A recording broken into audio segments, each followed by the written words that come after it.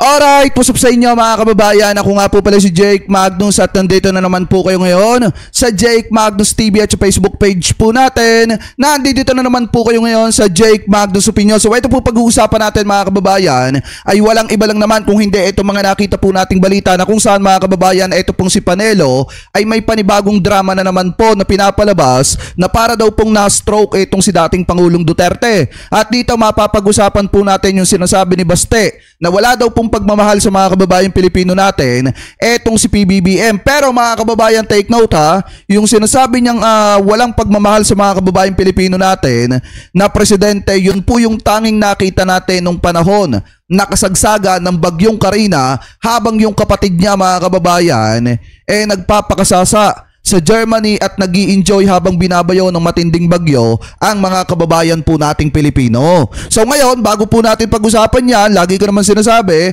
na wag po sana nating kalimutan na i-like ito pong video natin na ito at wag nyo na rin pong kalimutan na mag-subscribe dito sa ating YouTube channel. Hit nyo na rin po yung ating notification bell para lagi po kayong updated sa tuwing mag-upload po tayo or magla-live tayo ng panibagong issue or topic na katulad po nito. At uulitin ko yung mga gusto mag-komento dyan ha, mag-iwan lamang po kayo ng comment sa ating comment section. So ngayon, kung titingnan nyo, sabi ni Panelo dito, ito basahin po natin yung nakita nating balita galing po sa Abante. TNT tunay na tabloidista, sabi po dito, ayon daw kay Panelo, Digong, parang na mild stroke. Yan po yung sabi ni Panelo. Yan. Sabi dito ni Panelo, parang na mild stroke umano si dating Pangulong Rodrigo Duterte base sa initial appearance niya nang humarap sa pre-trial chamber ng International Criminal Court or ICC via video link noong Biyernes, Marso 14 ayon kay former Presidential Legal Counsel Salvador Panelo. Kabilang si Panelo sa dumalo sa prayer rally ng Duterte supporters sa Liwasan, Bonifacio sa Maynila noong Sabado, Marso 15 mga kababayan. Sabi pa dito, aniya, mas humina ang lagay ng kalusugan ng dating Pangulo base sa kanyang initial appearance. Garalgal ang boses niya, parang duda ko na baka na mild stroke ito. Kasi hindi siya ganoon Kahit na mahina siya at mukhang may sakit pero kagabi, mas grabe ang itsura niya sa ad nitong si Panelo sa isa pong interview.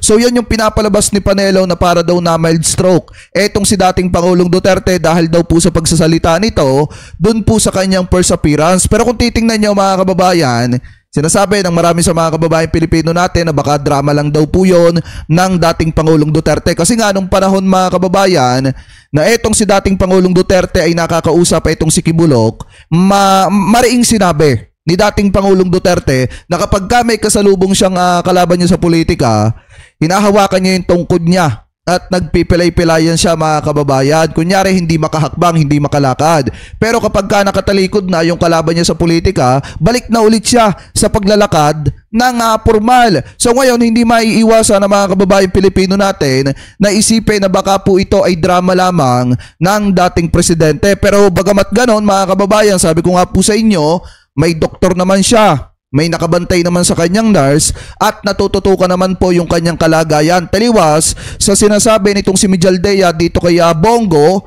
na naging drama nitong si Bongo do sa Liwasan, Bonifacio na hindi ibinibigay yung medisina, yung gamot ni dating Pangulong Duterte sa The Hague, Netherlands mga kababayan, or hindi naiabot sa kanya, hindi siya pinapainom ng gamot sa madalit salita. So parang ang dating sinisiraan pa ni Senator Bongo at ni Mijaldea yung proseso na ginagawa ng International Criminal Court at yung ginagawa nilang pag-aalaga kay dating Pangulong Duterte. So ngayon, yan yung drama ni Panelo, pinapalabas po nila na baka daw na mild stroke itong si dating Pangulong Duterte. At ngayon, punta naman po tayo dito pa mga kababayan sa isa pang topic na nakita natin na kung saan bagamat natalakay natin ito kahapon, hindi gaanong malinaw kasi nga iba yung salita na ginagamit nitong si Basti Duterte. Pero sabi po dito mga kababayan, Basti Duterte kay PBBM, tatay mo, ipinalibing ng tatay ko pero airpot ko pinakulong mo. Yan yung sabi ni Basti Duterte kay PBBM. Ito daw.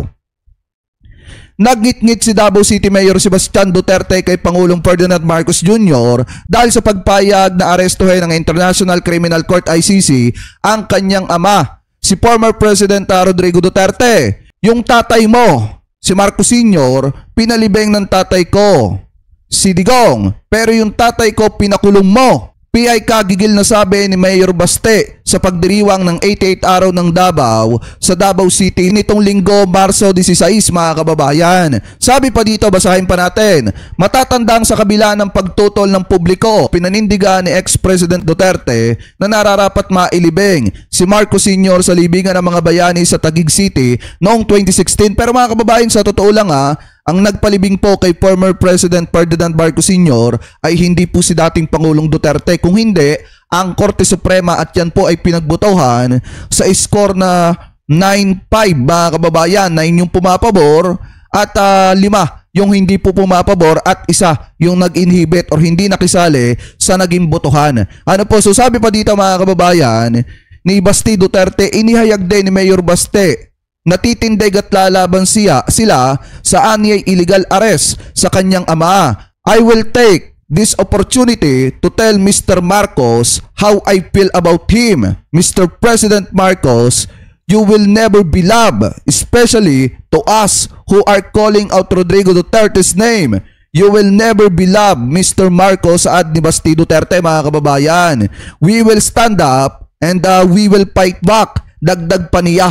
So ngayon kung titingnan nyo, sinasabi kasi dito ni Baste na hindi daw po mahal ni PBBM yung mga tao na nananawaga na pabalikin na ng Pilipinas. Eto daw pong si dating Pangulong Duterte. Pero kung tutusin talaga mga kababayan, kung pagbabasihan lamang po natin ang pagmamahal sa mga kababayang Pilipino natin, sino ba ang hindi mahal ang mga kababayang Pilipino natin? Walang iba kung hindi yung kanyang kapatid. Bakit? Nung kasagsagan ng Bagyong Karina noong July 2024, anong ginawa ng kapatid niya? Bumiyahe papuntang Germany habang nagpapasarap at nagbabakasyon doon, binabayo ng napakatinding bagyo ang mga kababayang Pilipino po natin.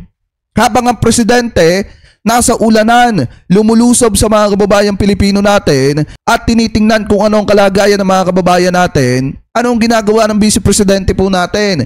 Nagpapasarap mga kababayan sa Germany habang ini-enjoy yung kanyang bakasyon doon. Kaya nga hindi po maikakaila na naiikumpara siya kay former VP Leni. Dahil nga mga kababayan, si former VP Leni, noong mga panahon na yan, nakasagsagan ng bagyo, talagang naglilibot dun po sa kanyang lungsod na kanyang tinitirhan mga kababayan. Naglilibot siya at tinitingnan niya yung kalagayan ng mga kababayan nating Pilipino doon. Tapos, eto namang ating Vice Presidente, nasaan? Nasa Germany, nagpapasarap buhay habang ang mga kababayang Pilipino po natin, talagang nagtitiis sa napakatinding baha. Tapos sasabihin nyo ngayon na walang pagmamahal ang ating presidente sa mga kababayang Pilipino natin. Sino ba yung hindi nagmahal? Diba, napakaliwanag naman. Sino ba yung hindi ginampanan yung pagiging vice-presidente niya habang kailangan siya ng mga kababayang Pilipino natin?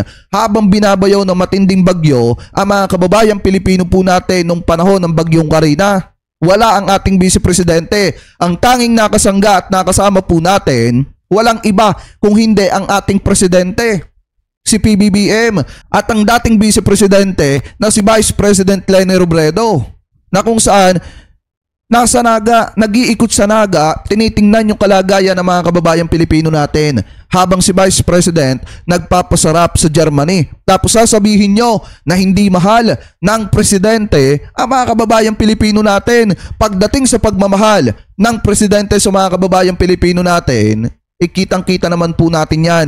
Dahil sa totoo lang mga kababayan, hindi talaga uusad ang bansang Pilipinas kapag dire-diretso yung pag-destabilize ng gobyerno nitong kampo ng mga Duterte. Kapag dire-diretso yung paninira nila sa ating gobyerno, kasi iikot na lamang po talaga ng ating gobyerno ang ating bansa sa mga matitinding awayan kung hindi sila matuturuan ng leksyon. Buti nga mga kababayan, sa totoo lang, dumaan sa legal na proseso yung pagkaka-aresto kay dating Pangulong Duterte. Yun bang mga nabiktima nila nung panahon na sila ang nasa kapangyarihan? Dumaan ba yun sa due process?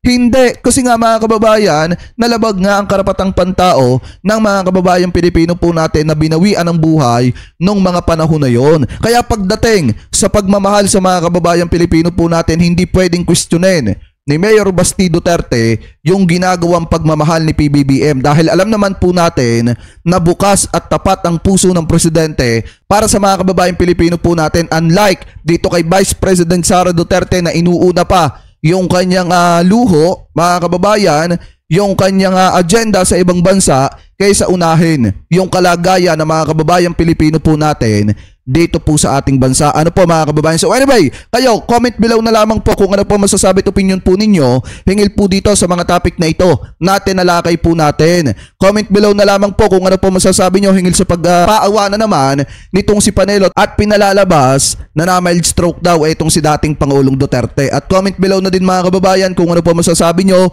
hingil po dito sa sinasabi ni Basti Duterte na hindi daw po mahal ni PBBM ang mga kababayang Pilipino natin na nananawagan na ipabalik na ng Pilipinas etong si dating Pangulong Duterte. Pero yung kapatid niya nung panahon na kailangan ng Pilipinas, wala at nagpapasarap sa ibang bansa. So comment below na lamang po kung ano pong opinion nyo hingil po dyan sa mga topic na yan na tinalakay po natin at hinimay po natin. Ano po, at bago po tayo pansamantala magpaalam, nais ko lamang po magpasalamat sa lahat ng Team Replay na hindi po nakakalimutan mag-iwan ng inyong mga komento, mag-like ng ating mga video at mag-subscribe sa ating YouTube channel. Maraming salamat din po sa lahat ng Team Replay na hindi po nakakalimutan na wag po mag-skip ng ating mga ads. Thank you po. Ingat po kayo palagi. God bless. Maraming salamat po.